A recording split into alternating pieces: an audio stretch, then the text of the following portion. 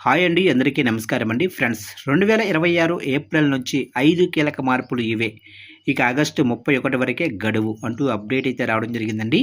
అయితే ఇందుకు సంబంధించిన పూర్తి వివరాలైతే మన వీడియోలో తెలుసుకుందామండి. అసలు ఏంటి 5 కీలక మార్పులు అనేది క్లారిటీగా తెలుసుకుందామండి. వీడియో మాత్రం పూర్తి వరకు చూడండి ఫ్రెండ్స్, అప్పుడే మనకి పూర్తి సమాచారం అయితే తెలుస్తుంది. ఇక లేట్ చేయకుండా టాపిక్లోకి వెళ్ళిపోదాము. ఇక ఆదాయ పన్ను చెల్లింపుదారులకు బిగ్ అలర్ట్.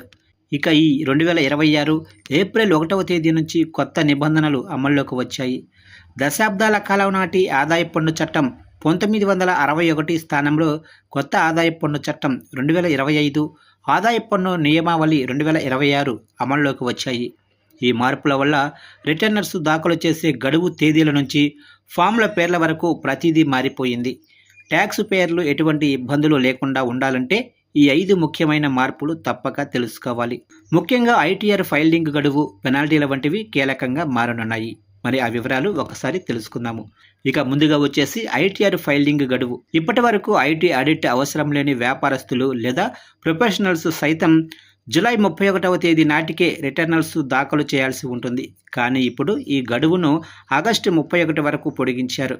అయితే జీతం పొందే వ్యక్తులు జూలై 31 లోపే ఫైల్ చేయాల్సి ఉంటుంది. ఇక ఆడిట్ అవసరమైన వారు మాత్రం అక్టోబర్ 31 వరకు ఐటీఆర్ ఫైల్ చేయవచ్చు.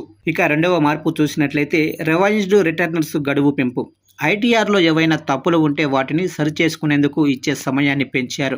గతంలో 9 నెలల గడువు ఉండగా ఇప్పుడు దానిని 12 నెలలకు ఆర్థిక సంవత్సరం ముగిసిన తర్వాత పెంచారు. అయితే 9 నెలల తర్వాత రివైజ్డ్ రిటర్నర్లు దాఖలు చేస్తే నిర్ణీత రుసుము చెల్లించాల్సి ఉంటుంది.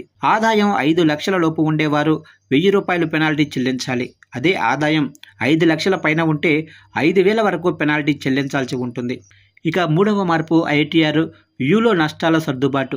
అప్డేట్ రిటర్నర్స్ విషయంలో కీలక మార్పు చేశారు. గతంలో అసలు రిటర్నల్లో నష్టాలను చూపితే అప్డేటెడ్ రిటర్నర్స్ ఫైల్ చేసేందుకు పరిమితులు ఉండేవి. ఇప్పుడు ఒకవేళ అప్డేటెడ్ రిటర్న్తో మునుపటి నష్టం తగ్గుతున్నట్లయితే మీరు ఐటీఆర్ యూ దాఖలు చేయవచ్చు.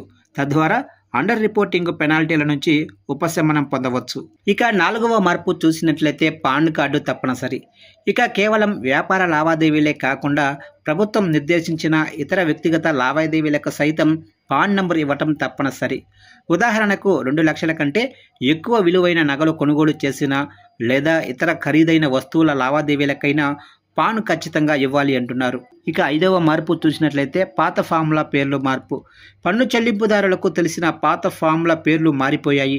కొత్త చట్టానికి అనుగుణంగా వాటికి కొత్త నెంబర్లు కేటాయించారు. ఇక ఫామ్ 60 అంటే జీతం వివరాలు ఉండే ఫామ్ ఇకపై ఫామ్ 130గా ఉంటుంది. ఇక ఫామ్ 26 AS అంటే పన్ను క్రెడిట్ ఇకపై ఫామ్ 168గా ఉంటుంది. అలాగే ఫామ్ 15G అలాగనే ఫామ్ 15H రెండింటినీ కలిపి ఒకే ఫామ్ అంటే 121గా మార్చారు. ఇక ఐటీఆర్ 1లో 2 ఇళ్ల నుంచే వచ్చే ఆదాయాన్ని కూడా చూపించే వెసులుబాటు కల్పించారు. ఈ విధంగా ఏప్రిల్ 1 నుంచి కొన్ని ఆర్థికపరమైన లావాదేవీలకు సంబంధించి మార్పులు చేర్పులు చేసినట్లుగా తెలుస్తుంది. చూశారు కండి. ఈ అప్డేట్ నచ్చినట్లయితే లైక్ చేయండి. ఇలాంటి ముఖ్యమైన అప్డేట్స్ కోసం ఇప్పుడే మన ఛానల్ని సబ్స్క్రైబ్ అయితే చేసి ఫాలో చేయండి ఫ్రెండ్స్.